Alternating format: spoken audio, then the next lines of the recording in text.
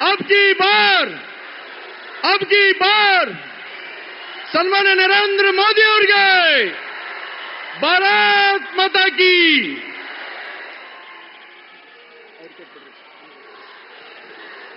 नमस्कार। सम्मान्य व्यासपीठ तथा देवियों और सज्जनों, अब आप मोदी जी के सुनने के लिए थोड़ी देर शांत रहिए। सज्जनों, एक लंबे अरसे के बाद अब आस जगी है। आजादी के बाद खुद से लड़ने की अब बात चली है। अपनी गलतियों को सुधारने की अब बात चली है। अपनी क्षमता को पहचान देशभक्ति की जोत जलाकर अंतरिक्ष में उड़ान भरने की अब बात चली है। एक नरेंद्र ने 150 साल पहले भारत को जगाया था, एक नरेंद्र ने फिर से देश को झकझोरा है। मैं श्री रमेश देशपांडे जी को माइक सौंपती हूं। भारत माता की, भारत माता की जय श्री राम। मैं श्री आदरणीय प्रधानमंत्री जी, विश्व के नेता श्री नरेंद्र मोदी जी को चिक्कोड़ी और बेलगांव पार्लियामेंट की ओर से और आपके तरफ से मैं हृदयपूर्वक स्वागत करता हूं इस मंच पर। मैं बहुत आदरणीय मोदी जी को स्वागत करता हूं और इसके साथ ಹುಟ್ಟು ಹೋರಾಟಗಾರರು, ರಾಜ್ಯ ರೈತ ನಾಯಕರು, ಮಾಜಿ ಮುಖ್ಯಮಂತ್ರಿಗಳಾಗಿರ್ತಕ್ಕಂಥ ಶ್ರೀಯುತ ಯಡಿಯೂರಪ್ಪನವರನ್ನ ಸ್ವಾಗತ ಮಾಡ್ತೇನೆ।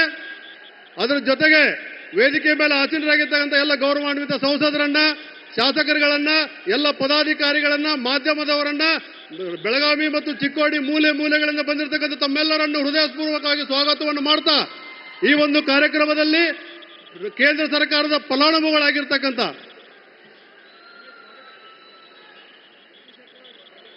ಈ ಬೆಳಗಾವಿ ಪಾರ್ಲಿಮೆಂಟಿನ ಹಾಗೂ ಚಿಕ್ಕೋಡಿ ಪಾರ್ಲಿಮೆಂಟಿನ ಅಭ್ಯರ್ಥಿಗಳಾಗಿರ್ತಕ್ಕಂಥ ಜಗದೀಶ್ ಶೆಟ್ಟರ್ ಮತ್ತು ಅಣ್ಣಾ ಸಾಹೇಬ್ ಜೊಲ್ಲೆ ಅವರು ಶಾಲು ಹೊಲಿಸುವ ಮುಖಾಂತರ ಮೋದಿಜಿಯವರನ್ನು ಸ್ವಾಗತ ಮಾಡಬೇಕಂತ ವಿನಂತಿಯನ್ನು ಮಾಡ್ತೇನೆ।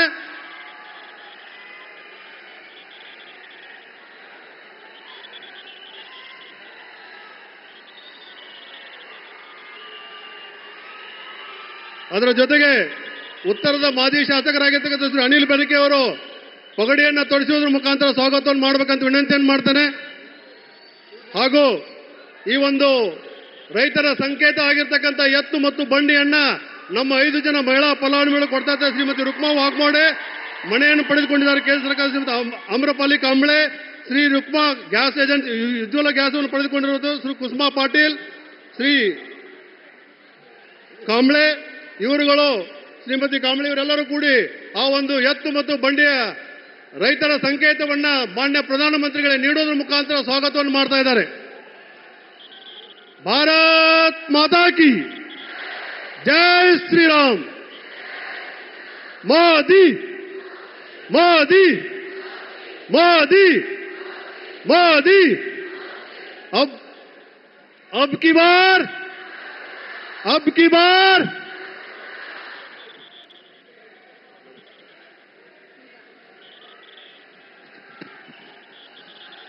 भारत माता की।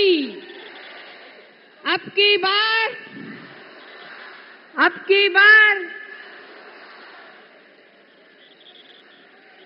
मोदी जी को सम्मानित किया जा रहा है।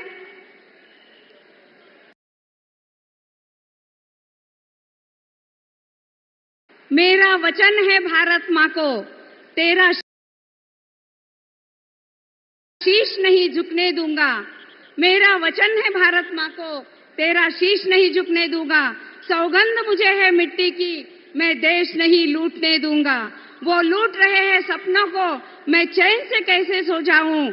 वो बेच रहे हैं भारत को, खामोश में कैसे हो जाऊं। हाँ, मैंने कसम उठाई है, मैं देश बिकने नहीं दूंगा। मिट्टी की मैं देश नहीं लूटने दूंगा। सम्मान्य मोदी जी, ये आपकी प्रिय काव्य पंक्तियां आपके व्यक्तित्व, मंशा और उद्देश्य को दर्शाती है। तभी तो हम सभी आपकी इज्जत आदर करते हैं, विश्वास रखते हैं।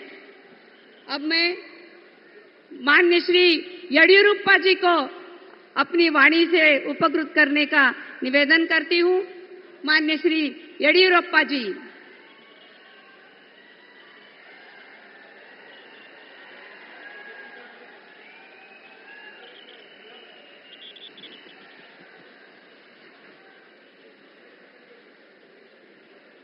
ಭಾರತ್ ಮಾತಾ ಕಿ ಎರಡು ಕೈ ಎತ್ತಿ ಹೇಳಬೇಕು. ಜೈ ಶ್ರೀರಾಮ್, ಜೈ ಶ್ರೀರಾಮ್. ಪ್ರಧಾನಿ ನರೇಂದ್ರ ಮೋದಿಜಿಯವರಿಗೆ, ಪ್ರಧಾನಿ ನರೇಂದ್ರ ಮೋದಿಜಿಯವರಿಗೆ ಭಾರತ್ ಮಾತಾ ಕಿ.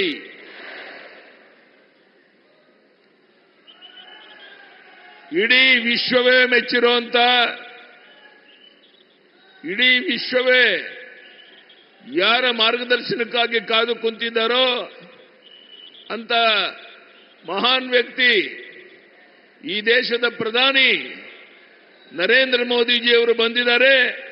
ಸುಮಾರು 25,000 ಜನ ನಿಲ್ಲಕ್ಕೆ ಜಾಗ ಇಲ್ಲದೇನೆ ಹೊರಗಡೆ ನಿಂತಿರೋದನ್ನ ನಾವು ನೋಡ್ತಾ ಇದ್ದೇವೆ ಬಂಧುಗಳೇ. ಇವತ್ತು ನಮ್ಮ ಬೆಳಗಾವಿಯಿಂದ ಜಗದೀಶ್ ಶೆಟ್ಟರ್ ಅವರು, ಚಿಕ್ಕೋಡಿಯಿಂದ ಅಣ್ಣಾ ಸಾಹೇಬ್ ಜೊಲ್ಲೆ ಅವರು ಚುನಾವಣೆಗೆ ನಿಂತಿದ್ದಾರೆ. ಮೋದಿಯವರ ಆಶೀರ್ವಾದದಿಂದ ಇವರಿಬ್ಬರು 1 ಲಕ್ಷಕ್ಕೂ ಹೆಚ್ಚಿನ ಅಂತರದಲ್ಲಿ ಆಯ್ಕೆಯಾಗಿ ಹೋಗೇ ಹೋಗ್ತಾರೆ ಅನ್ನುವಂಥ ವಿಶ್ವಾಸ ನಿಮಗೂ ಇದೆ, ನಮಗೂ ಇದೆ. ಹೌದು ಯಡಿಯೂರಪ್ಪನವರೇ, 1 ಲಕ್ಷಕ್ಕಿಂತ ಹೆಚ್ಚಿನ ಅಂತರದಲ್ಲಿ ಇಬ್ಬರನ್ನು ಗೆಲ್ಲಿಸ್ತೇವೆ ಅನ್ನೋಲ್ಲ. ಕೈ ಎತ್ತಿ ನೋಡೋಣ ಒಂದ್ಸಾರಿ. ಭಾರತ್ ಮಾತಾ ಕಿ. ಕಳೆದ 10 ವರ್ಷದಿಂದ ನರೇಂದ್ರ ಮೋದಿಜಿಯವರು ಪ್ರಧಾನಿ ಆದಮೇಲೆ ಒಂದು ದಿನ ವಿಶ್ರಾಂತಿ ತಗೊಳ್ಳದೇನೆ ದೇಶ ವಿದೇಶಗಳಿಗೆ ಹೋಗಿ ಬಂದ ಮೇಲೂ ಸಹ ನಿರಂತರವಾಗಿ ಕೆಲಸ ಮಾಡ್ತಿರುವಂತ ನಮ್ಮ ಪ್ರಧಾನಿ ನರೇಂದ್ರ ಮೋದಿಜಿಯವರು ಬಂದಿರುವಂತಹದ್ದು ನಮಗೆಲ್ರಿಗೂ ತುಂಬಾ ಸಂತೋಷ, ಆನಂದ, ಸಂಭ್ರಮವನ್ನು ತಂದಿದೆ ಬಂಧುಗಳೇ. ಇವತ್ತು ಯಾವ ಪ್ರಧಾನಿ ನರೇಂದ್ರ ಮೋದಿಯವರು ಕಿಸಾನ್ ಸನ್ಮಾನ್ ಯೋಜನೆಯನ್ನ ಜಾರಿಗೆ ತಂದು ಕೇಂದ್ರ ಸರ್ಕಾರದಿಂದ 6,000 ಕೊಡ್ತಿದ್ರು, ರಾಜ್ಯ ಸರ್ಕಾರದಿಂದ ನಾನು ಮುಖ್ಯಮಂತ್ರಿ ಆಗಿದ್ದಾಗ 4,000 ಕೊಡ್ತಾ ಇದ್ದೆ. ಆದರೆ ಈ ಸರ್ಕಾರ ದಿವಾಳಿಯಾಗಿ ಆ 4,000 ಕೊಡೋದು ನಿಲ್ಲಿಸಿದ್ದಾರೆ. ಬಹುಶಃ ಈ ಸರ್ಕಾರ ಖಜಾನೆ ಖಾಲಿಯಾಗಿದೆ. ಜನಹಿತವನ್ನ ಸಂಪೂರ್ಣ ಮರೆತು ಒಂದು ರೀತಿ ತೊಗಲಕ್ ದರ್ಬಾರ್ ನಡೆಸ್ತಾ ಇರುವಂತಹ ಈ ಸರ್ಕಾರವನ್ನ ಕಿತ್ತೊಗಿಬೇಕಾಗಿದೆ. ನಾನು ಪ್ರಧಾನಿಯವರಿಗೆ ನಿಮ್ಮ ಪರವಾಗಿ ಭರವಸೆಯನ್ನು ಕೊಡ್ತೇನೆ. ಪ್ರಧಾನಿಯವರೇ, ಈಗ ನಡೆದಿರುವಂತಹ 14 ಲೋಕಸಭಾ ಚುನಾವಣೆ ಏನಾಗಿದೆ, 14 ಗೆಲ್ತೇವೆ. ಮುಂದೆ ಬರುವಂತಹ 14 ಕ್ಷೇತ್ರವನ್ನು ಗೆಲ್ತೇವೆ ಅನ್ನೋ ಭರವಸೆಯನ್ನು ಕೊಡಬಹುದಾ ನಾನು? ಹೀಗೆ 28ಕ್ಕೆ 28 ಲೋಕಸಭಾ ಕ್ಷೇತ್ರವನ್ನು ಗೆದ್ದು ನಮ್ಮ ಸಂಸತ್ ಸದಸ್ಯನ ಡೆಲ್ಲಿಗೆ ಕರ್ಕೊಂಡು ಹೋಗೋಣ. ಈ ವಿಶೇಷವಾದ ಸಂದರ್ಭದಲ್ಲಿ ಒಂದು ದಿನ ವಿಶ್ರಾಂತಿ ತಗೊಳ್ಳದೇನೆ ಜಗತ್ತಿನ ಉದ್ದಗಲಿಕ್ಕೆ ಓಡಾಟ ಮಾಡ್ತಾ ಇಲ್ಲಿಗೆ ಬಂದಿರುವಂತಹ ಪ್ರಧಾನಿ ನರೇಂದ್ರ ಮೋದಿಜಿಯವರನ್ನ ಅತ್ಯಂತ ಸಂಭ್ರಮದಿಂದ ಸ್ವಾಗತವನ್ನ ಮಾಡ್ತಾ ಇದ್ದೇನೆ ಬಂಧುಗಳೇ. ಇವತ್ತು ನಮ್ಮ ಪ್ರಧಾನಿ ನರೇಂದ್ರ ಮೋದಿಜಿಯವರು ವಿಶ್ವವೇ ಮೆಚ್ಚಿರುವಂತ ಮಹಾನ್ ನಾಯಕ ಅಂತ ವ್ಯಕ್ತಿ ಇಲ್ಲಿಗೆ ಬಂದಿರುವಂತಹದ್ದು ಬೆಳಗಾವಿ, ಚಿಕ್ಕೋಡಿ 2 ಕ್ಷೇತ್ರದಲ್ಲಿ ಬಹಳ ದೊಡ್ಡ ಅಂತರದಲ್ಲಿ ನಮ್ಮ 2 ಅಭ್ಯರ್ಥಿಗಳನ್ನ ಆಯ್ಕೆ ಮಾಡಿ ಕಳಿಸ್ಕೊಡ್ತೇವೆ. ಮೋದಿಜಿಯವರೇ, ನಿಮ್ಮ ಆಶೀರ್ವಾದ ಇರಬೇಕಷ್ಟೇ. ಜಗತ್ತೇ ಮೆಚ್ಚಿರುವಂತ ನಮ್ಮ ನಾಯಕ, ಇಡೀ ವಿಶ್ವವೇ ಮೆಚ್ಚಿರುವಂತ ಪ್ರಧಾನಿ ನರೇಂದ್ರ ಮೋದಿಜಿಯವರು ಇಲ್ಲಿಗೆ ಬಂದಿದ್ದಾರೆ. ಅವರೆಲ್ಲರನ್ನ ಅತ್ಯಂತ ಸಂಭ್ರಮದಿಂದ ನಾವು ಸ್ವಾಗತ ಮಾಡ್ತಾ ಇದ್ದೇವೆ. ಭಾರತ್ ಮಾತಾ ಕಿ. ಕೈ ಎತ್ತಿ ಹೇಳಬೇಕು. ಪ್ರಧಾನಿ ನರೇಂದ್ರ ಮೋದಿಜಿಯವರಿಗೆ, ಪ್ರಧಾನಿ ನರೇಂದ್ರ ಮೋದಿಜಿಯವರಿಗೆ ಭಾರತ್ ಮಾತಾ ಕಿ, ಭಾರತ್ ಮಾತಾ ಕಿ. ಧನ್ಯವಾದಗಳು. ನಮಸ್ಕಾರ. ತುಂಬಾ ಧನ್ಯವಾದಗಳು.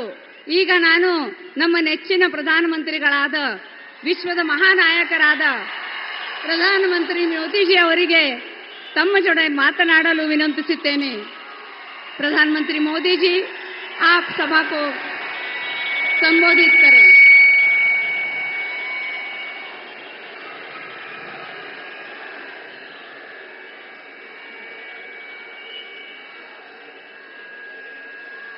भारत माता की, भारत माता की, भारत माता की।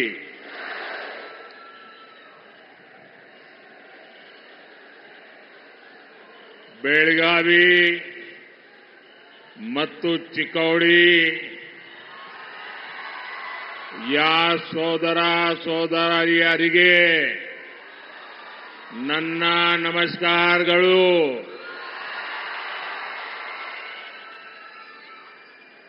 ताई भुवनेश्वरी और मां सौदत्ती येलम्मा को मैं प्रणाम करता हूं। भाइयों और बहनों, सबसे पहले तो मैं कर्नाटका के सभी वोटर्स का अभिनंदन करता हूं। कर्नाटका में मैं जहां जहां गया हूं, मुझे एक ही स्वर सुनाई देता है, फिर एक बार, फिर एक बार, फिर एक बार। साथियों, हम सभी छत्रपति शिवाजी महाराज को मानने वाले लोग, हम सभी भगवान बसवेश्वरा का अनुसरण करने वाले लोग, छत्रपति शिवाजी महाराज ने शक्तिशाली भारत बनाने के लिए जीवन भर संघर्ष किया। भगवान बसवेश्वरा ने अनुभव मंडपम से डेमोक्रेसी का रास्ता बताया। 10 साल में भारत शक्तिशाली हुआ। आप मुझे बताइए, भारत का शक्तिशाली होना आप गर्व करते हैं? आपको गर्व होता है? भारत की पहचान मदर ऑफ डेमोक्रेसी के रूप में होने लगी है। ये गर्व होने वाली बात है कि नहीं है? गर्व करने वाली बात है कि नहीं है?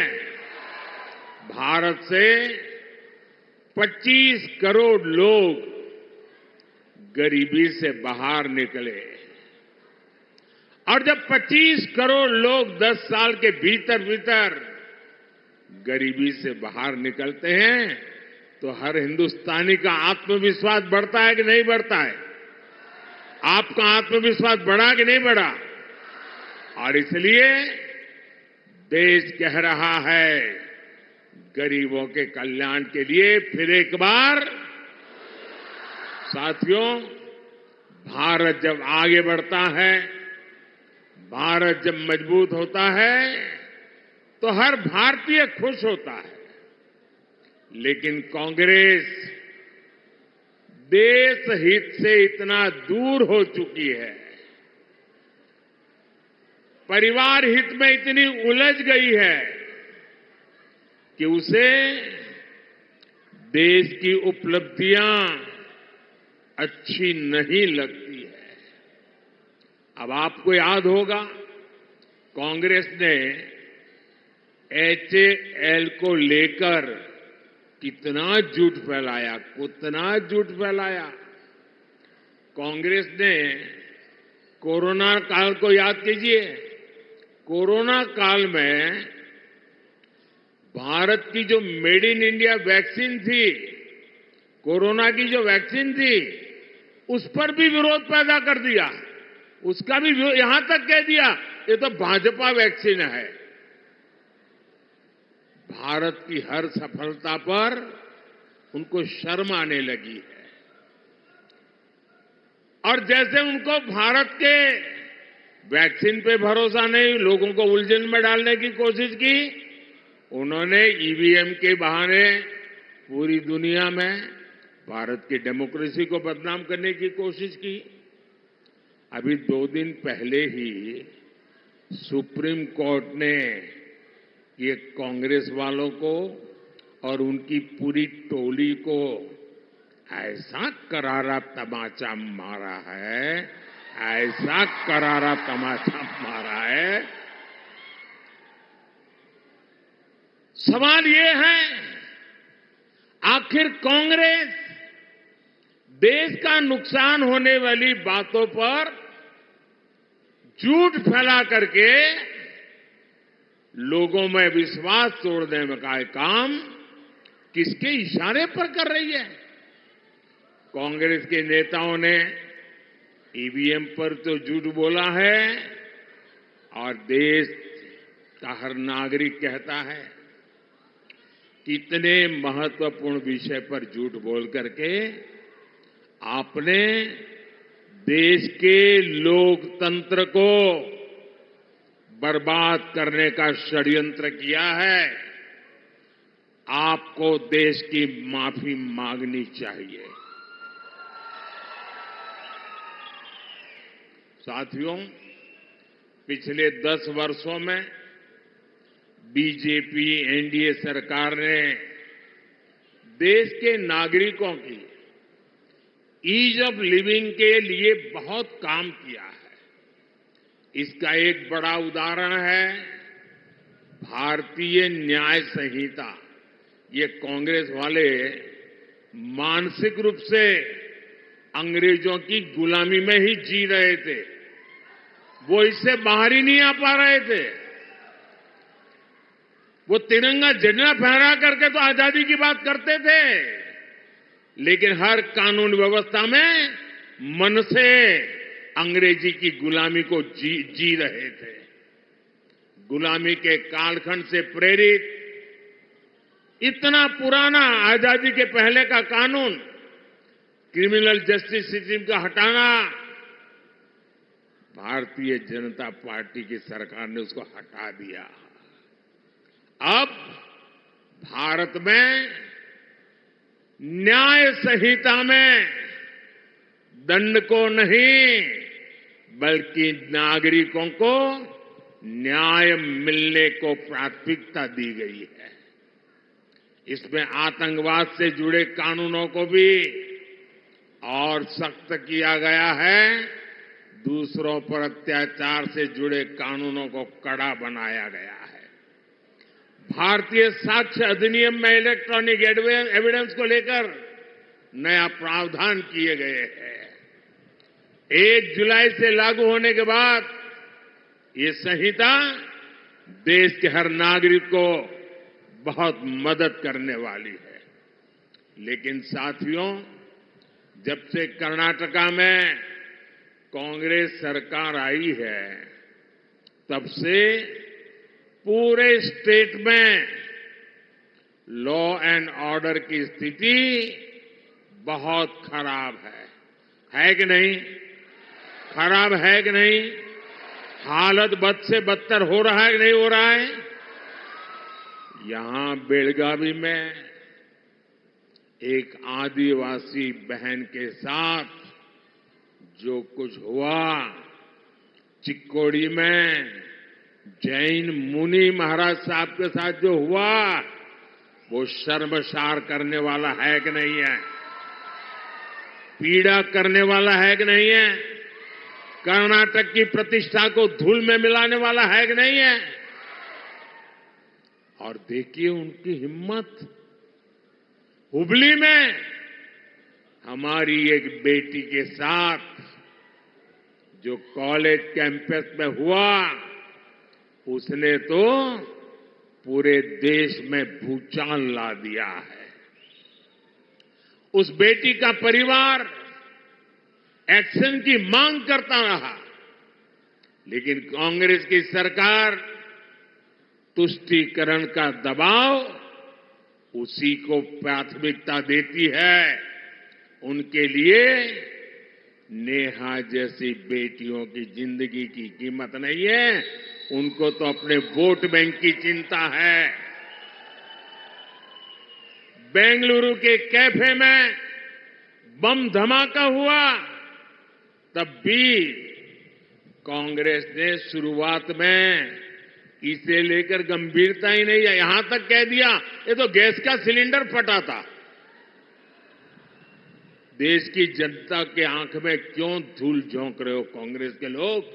अगर तुमसे नहीं बनता है तो छोड़ करके घर चले जाओ।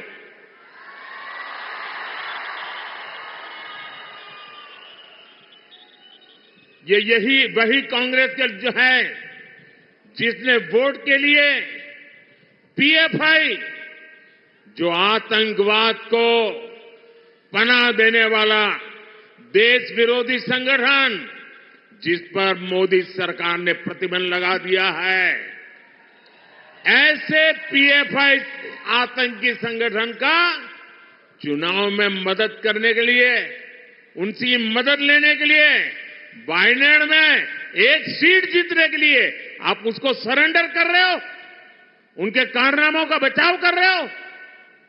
लेकिन भाजपा सरकार ने देश और समाज विरोधी पीएफआई को बंद किया है, उससे बड़े बड़े खैरखा जेलों में सड़ रहे हैं। भाइयों साथियों, कांग्रेस ने हमारे इतिहास को, हमारी आजादी की लड़ाई को भी वोट बैंक के नजरिए से, तुष्टीकरण के नजरिए से ही लिखवाया है। और आज भी ये कांग्रेस के शहजादे उसी पाप को आगे बढ़ा रहे हैं। आपने कांग्रेस के शहजादे का एक ताजा बयान जरूर सुना होगा। ये शहजादे का कहना है कि भारत के राजा, भारत के महाराजा ये अत्याचारी थे, ये गरीबों की जमीन छीन लेते थे, जब मर्जी पड़े तब उनका सब हड़प कर लेते थे। कांग्रेस के शहजादे ने छत्रपति शिवाजी महाराज, कित्तूर की रानी चिन्नम्मा जैसे महान व्यक्तित्व का अपमान किया है। इनका सुशासन, इनकी देशभक्ति आज भी हम सभी को प्रेरित करती है। जरा शहजादे को पता है क्या मैसूरू राजघराने का योगदान? उनको याद नहीं रहा। मैसूरू राजघराने को आज पूरा देश गर्व के साथ देखता है कि नहीं देखता है। साथियों, कांग्रेस के शहजादे का बयान सोच समझकर वोट बैंक की राजनीति करने के लिए, तुष्टीकरण के लिए दिया गया बयान है। याद रखिए, शाहजादे ने राजा महाराजा को बुरा भला कह दिया, उनकी तो आलोचना कर दी, लेकिन भारत के इतिहास में जो अत्याचार नवाबों ने किए, निजामों ने किए, सुल्तानों ने किए, बादशाहों ने किए, उसकी बात पर तो शाहजादे के मुंह पर ताला लग जाता है, बोलती बंद हो जाती है और राजा महाराजाओं को गालियां दे रहे हो, उनको अपमानित करते हो।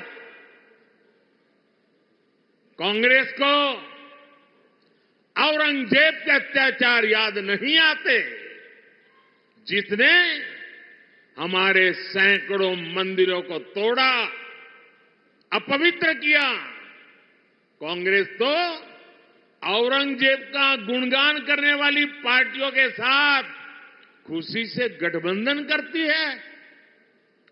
इनको वो लोग याद नहीं आते जिन्होंने देश भर में हमारे तीर्थों को तहस नहस किया, लूटपाट की, हत्याएं की, गौ हत्याएं की।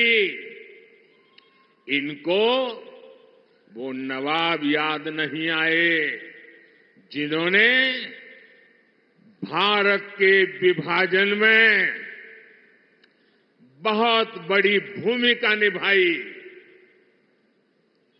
कोई कल्पना कर सकता है क्या बनारस के राजा के बिना बनारस हिंदू विश्वविद्यालय की स्थापना संभव हो सकती थी? क्या महारानी अहल्याबाई होलकर ने मंदिरों का पुनर्निर्माण कराकर हमारे आस्था स्थलों की रक्षा की या नहीं की? मैं गुजरात से आता हूं, मेरा गांव गायकवाड़ स्टेट में पड़ता है। ये बड़ौदा महाराजा थे जिन्होंने बाबा साहब आम्बेडकर की प्रतिभा को पहचाना था, उनको बड़ौदा बुलाया, उनकी शक्ति को पहचाना और बाबा साहब आम्बेडकर को विदेश पढ़ने के लिए भेजने का काम गायकवाड़ महाराजा ने किया था।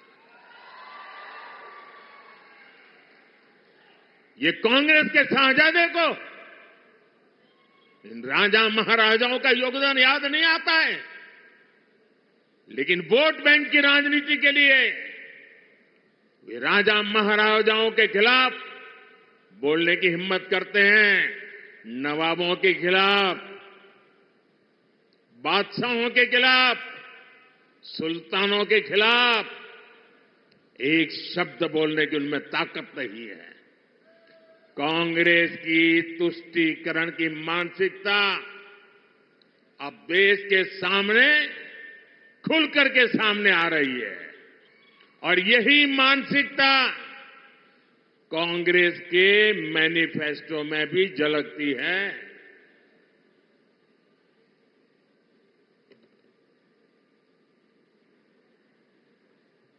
साथियों, आज पूरा देश समझ गया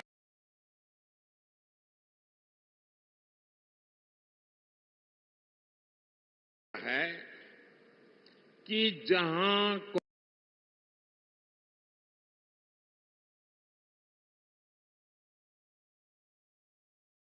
कांग्रेस आई वहां से विकास का पलायन गया, विकास का पलायन शुरू हो जाता है।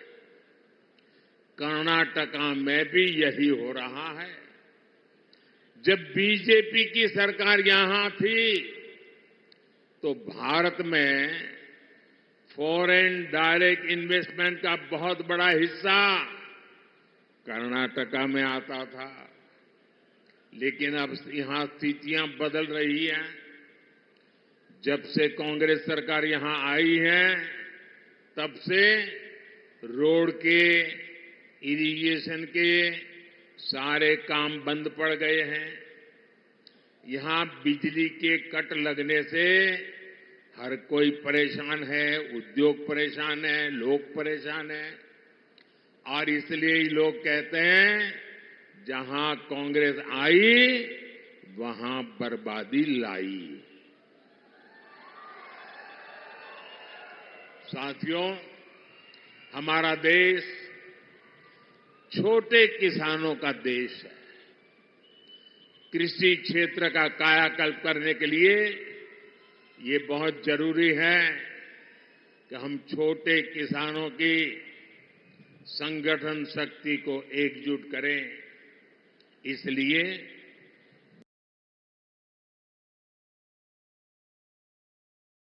बीजेपी एनडीए सरकार एफपीओज, सेल्फ हेल्प ग्रुप और कोऑपरेटिव तीनों पर बल दे रहा है। बीजेपी सरकार में देश भर में 8,000 नए किसान उत्पादक संघ बने हैं, एफपीओज बने हैं। एएफपीओ इनपुट कॉस्ट कम करने से शुगर कोऑपरेटिव्स को भी बढ़ावा दे रही है। बीजेपी सरकार ने पेट्रोल में इथेनॉल ब्लेंडिंग को बढ़ाकर गन्ना किसानों की बहुत बड़ी मुश्किल आसान की है। इथेनॉल ब्लेंडिंग की वजह से गन्ना किसानों को 70,000 करोड़ रुपए से ज्यादा उनको कमाई हुई है। चीनी मिलों पर बकाया होने की उनकी समस्या भी अब दूर हो रही है। लेकिन साथियों, यहां कांग्रेस ने फार्मर्स के साथ जो विश्वासघात किया है वो तो बहुत बड़ा पाप है। यहां जब बीजेपी की सरकार थी तो फार्मर्स के बैंक अकाउंट में 10,000 रुपये 10,000 रुपये जमा होते थे। कांग्रेस की सरकार ने आते ही 4,000 रुपया देना बंद कर दिया। अब वोट मिल गया, अब किसान जाने, किसान का काम जाने, उनको परवाह ही नहीं है। अब मोदी जो 6,000 रुपया भेजता है वही किसान को जाता है, यहां के पैसे उन्होंने काट लिए। और पीएम किसान सम्मान निधि के पैसे आपको ऐसे ही मिलते रहेंगे। ये कर्नाटका वालों ने जो पाप किया है उसकी सजा आप इस चुनाव में दीजिए, और मोदी आने वाले वर्षों में भी आपको गारंटी देता है जो दिल्ली से भेजा जाता है वो चालू रहेगा।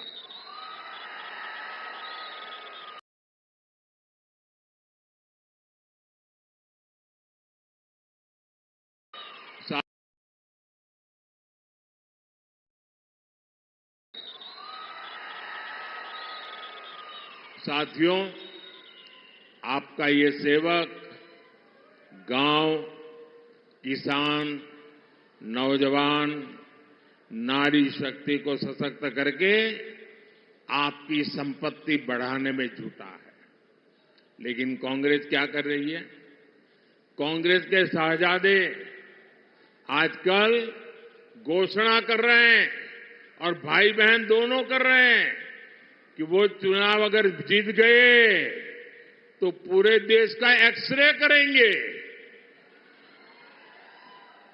आपकी प्रॉपर्टी का एक्सरे किया जाएगा, बैंक के लॉकर का एक्सरे किया जाएगा, आपकी जमीन कितनी है एक्सरे होगा, आपके पास गाड़ी कितनी है, स्कूटर कितने हैं, साइकिल कितनी है, इसका एक्सरे होगा। महिलाओं के पास स्त्री धन कितना है, गहने कितने हैं, सोना कितना है, मंगलसूत्र कहां पड़ा है, इसका एक्सरे किया जाएगा। यानी ये लोग हर घर में छापा मारकर आपकी संपत्ति पर कब्जा करना चाहते हैं। आपकी संपत्ति पर कब्जा करने के बाद कांग्रेस इसे रीडिस्ट्रीब्यूशन की बातें कर रही है, अपनी पसंदीदा वोट बैंक को देना चाहती है। क्या आप अपनी गाड़ी कमाई की संपत्ति को लूटने देंगे? आपने बचाया हुआ सोना चांदी लूटने देंगे? क्या आपके मंगलसूत्र पर किसी को हाथ लगाने देंगे? कोई पंजा आपकी संपत्ति लूट सकता है क्या? मैं कांग्रेस को अलर्ट करना चाहता हूं, ये मंसूबे छोड़ दीजिए जब तक मोदी जिंदा है।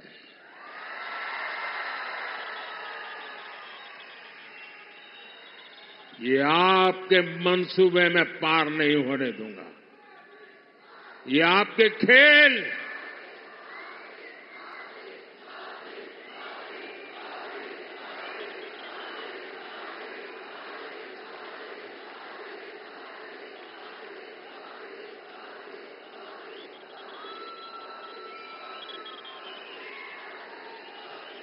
साथियों, इस चुनाव में कांग्रेस ने इनहेरिटेंस टैक्स का एक नया फॉर्मूला निकाला। ये बड़ा भयंकर है, आपकी नींद उड़ जाएगी। उन्होंने क्या कहा है कि दिल्ली में उनकी सरकार बनेगी तो ऐसा कानून लाएंगे कि आप जो अपने बच्चों के लिए बचाते हैं, आपने मेहनत करके कमाया, खुद ने खर्चा नहीं की, मौज नहीं किया, थोड़ा थोड़ा पैसा जमा किया और मन में रहता है कि मरने के बाद बच्चों को कुछ दे करके जाऊं, छोटा सा घर दे करके जाऊं, कुछ पैसे दे करके जाऊं, ताकि बच्चों को मेरे मरने के बाद किसी के पास जाना न पड़े। हर माँ बाप ऐसा चाहता है कि नहीं चाहता है? हर माँ बाप अपने बच्चों को कुछ न कुछ देना चाहता है कि नहीं देना चाहता? और इसलिए हर माँ बाप कुछ बचत करके रखता है कि नहीं रखता है? अब ये कांग्रेस वाले कहते हैं आपने जो बचाया है, अगर आप अपने बच्चों को अब नहीं दे सकते हैं, आपने जो बचाया है अगर बच्चों को देना है तो 55%, 55% उस पर टैक्स लेकर के सरकार वो छीन लेगी। मतलब 2 मकान है तो एक कांग्रेस की सरकार की जेब में और दूसरे से अपने 2 बच्चों को बांट के दो।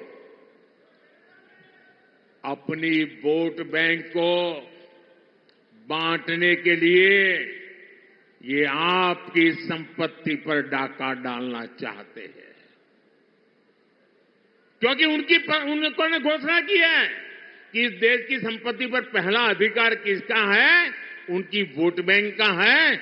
ये डॉक्टर मनमोहन सिंह जी भी कह चुके हैं।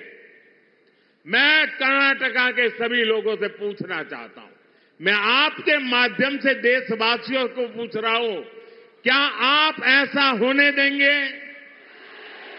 ऐसा कानून लाने वालों को आने देंगे? ऐसी सोच वाली कांग्रेस को सजा देंगे? इस चुनाव में हर बूथ में उनको चुन चुन कर साफ करेंगे? भाइयों और बहनों, बीजेपी कित्तूर रानी चेन्नम्मा से प्रेरणा लेती है। इसलिए एनडीए सरकार ने सेना के हर मोर्चों को महिलाओं के लिए खोल दिए हैं। बेलगांव में तो संगोली रायन्ना सैनिक स्कूल भी बना है। हमारी बेटियां भी अब सैनिक स्कूलों में पढ़ पा रही है। बीजेपी सरकार की नीतियों की वजह से सेंट्रल पुलिस फोर्सेज में महिलाओं की संख्या अब 2 गुनी से भी अधिक हो चुकी है। साथियों, आपका सपना ही मोदी का संकल्प है।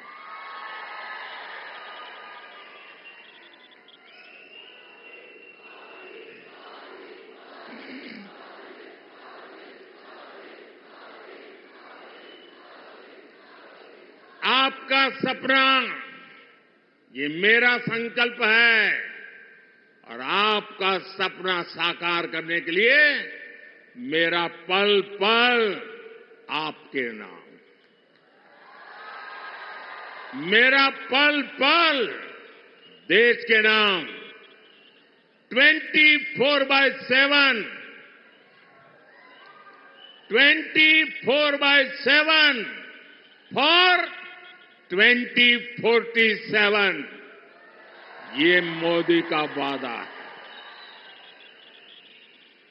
और इसलिए हमारे भाइयों बहनों, इस चुनाव में दिल्ली में मुझे कर्नाटका से मजबूत समर्थन की जरूरत है। मैं आज आपके पास कुछ मांगने के लिए आया हूं। मैं आपसे आशीर्वाद मांगने के लिए आया हूं। और इसलिए इस चुनाव में बेलगावी से हमारे बहुत पुराने साथी जगदीश शेट्टर जी को और चिकोड़ी से हमारे अन्ना साहेब शंकर जोले जी को ज्यादा से ज्यादा वोट दीजिए। और आप जब इनके लिए कमल के निशान पर बटन दबाएंगे ना, जब आप कमल के निशान पर बटन दबाएंगे तो वोट सीधा सीधा मोदी के खाते में जाएगा।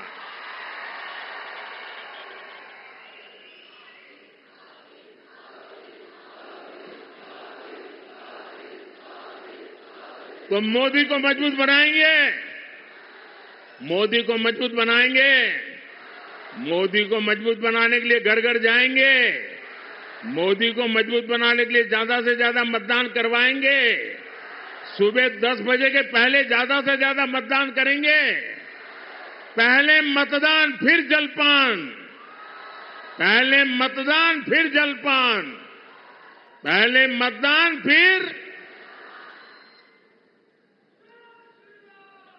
आपसे मेरा आग्रह है, हमें सारे पुराने रिकॉर्ड तोड़ने हैं और हर पोलिंग बूथ जीतना है। जीतोगे? हर पोलिंग बूथ जीतोगे? अच्छा, मेरा एक काम करोगे? जरा हाथ ऊपर करके बताओ तो बताओ। मेरा एक काम करोगे? ये मेरा पर्सनल काम है, करेंगे? ये चुनाव वाला काम नहीं है, करेंगे? पक्का करेंगे? एक काम करना, घर घर जाइएगा और हर घर में जाके कहिएगा कि मोदी जी आए थे, मोदी जी ने आपको नमस्कार भेजा है। मेरा नमस्कार पहुंचा देंगे? जब मेरा नमस्कार आप पहुंचाएंगे ना, तो हर परिवार मुझे आशीर्वाद देगा और हर परिवार का आशीर्वाद मेरे लिए एक नई ऊर्जा बन जाता है। और जब नई ऊर्जा बन जाता है तो मैं पूरी शक्ति के साथ आपके सपनों को साकार करने के लिए अपनी जिंदगी खपा देता हूं। और इसलिए मुझे आपके आशीर्वाद चाहिए। मेरे साथ बोलिए, भारत माता की, भारत माता की, भारत माता की। बहुत बहुत धन्यवाद।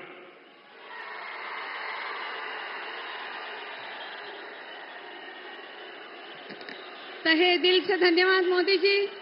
हम आपको विश्वास दिलाते हैं, अब की बार भारत माता की। मैं आमंत्रित करती हूँ गीता सुतार जी से कि वह आभार प्रदर्शन करें।